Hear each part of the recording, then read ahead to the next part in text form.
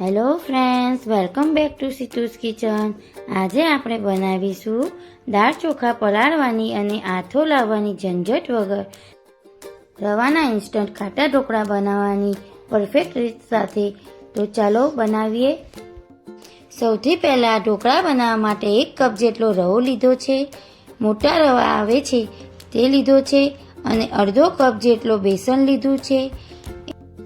બંને મિક્સ કર્યા પછી 3/4 કપ જેટલું દહીં ઉમેરીશું અને ખાટું દહીં લેવાનું છે, કેમ કે ખાટા દહીંના લીધે ઢોકળામાં ટેસ્ટ સારો આવે છે.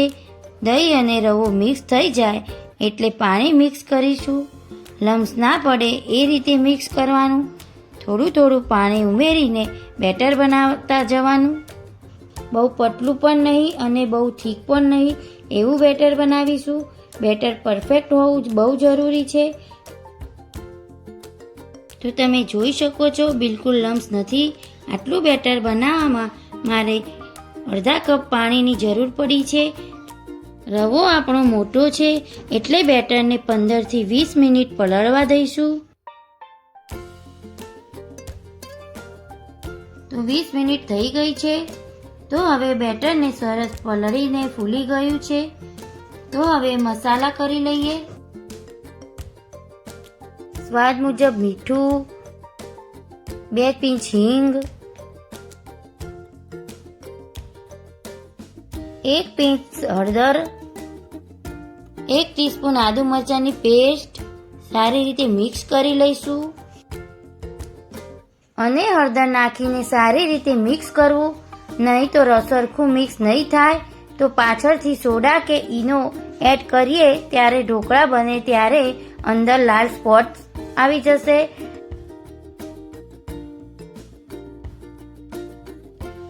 બેટર સરસ તૈયાર થઈ ગયું છે.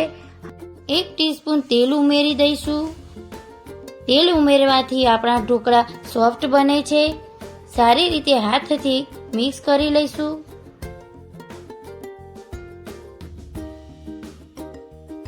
હવે જે પ્લેટમાં ઢોકળા બનાવવાના હોય તે પ્લેટમાં તેલ ગ્રીસ કરી લઈશું. તો હવે મેં ઢોકળિયામાં પાણી ગરમ કરવા મૂકી દીધું છે. હવે પાણી ગરમ થઈ જાય ત્યારે જ આ બેટરની અંદર ઈનો ઉમેરવાનો. ઈનોને એક્ટિવ કરવા માટે 2 ચમચી પાણી ઉમેરીશું.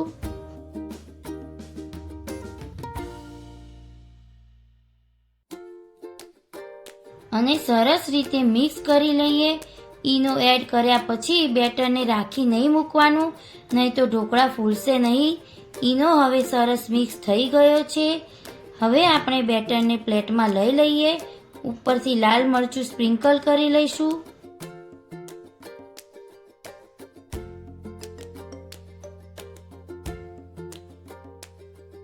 જેથી કલરમાં પણ સરસ લાગશે અને ખાવામાં પણ ટેસ્ટ બહુ સારો આવશે. તો પાણી પણ ગરમ થઈ ગયું છે. મીડિયમ ગેસની ફ્લેમ પર આપણે ઢોકળાને 10 મિનિટ માટે સ્ટીમ કરી લઈએ.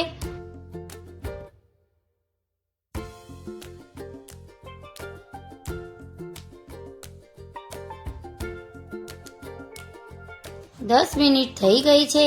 આપણે ચેક કરી લઈએ.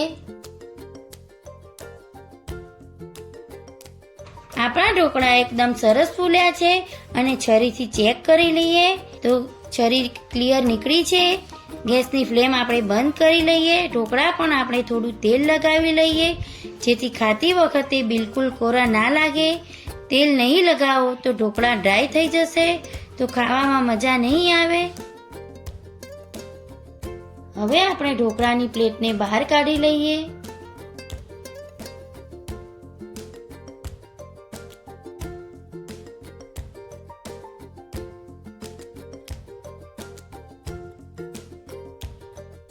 આપણે ઢોકળાને કટ કરી લઈશું.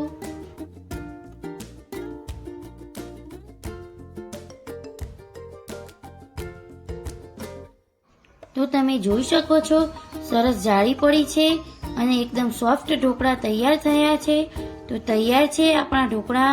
તમે લસણની ચટણી અને તેલ સાથે સર્વ કરો. તમને મારી રેસીપી ગમતી હોય તો લાઈક, શેર અને સબસ્ક્રાઇબ કરો. Thanks for watching video. Bye. Take care.